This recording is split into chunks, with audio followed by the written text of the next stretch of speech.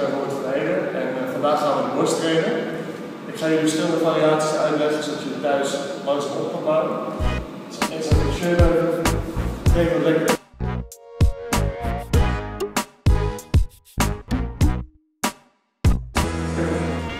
Allereerst gaan we op de grond zitten met onze knieën, wat de makkelijkste positie is.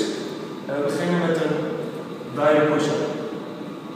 Dus je zit op je knieën zodat je de plank maakt van je lichaam, dat je rug recht houdt en je buikspier laag spannen.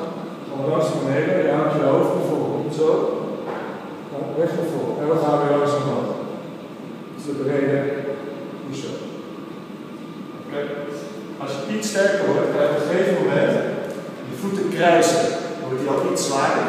En dan gaan we nu een normale push-up, een normale wijdte. Dus we gaan naar beneden.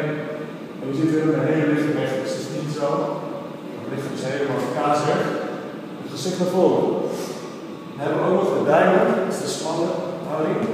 En dan doe je je handen driehoekje tegen elkaar.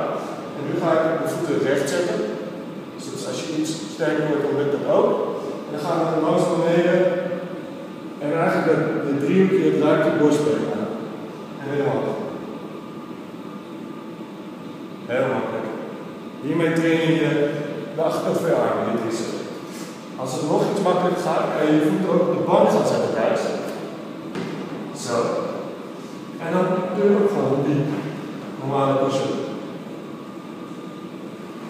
Als die ook fijn gaat, kun je ook zeggen, nou, ik zet mijn handen op de bank, voet op de grond en ik kan pushen. Nou, dit kan er wel eens toch? Dan hebben we ook nog variaties als je echt los moet gaan.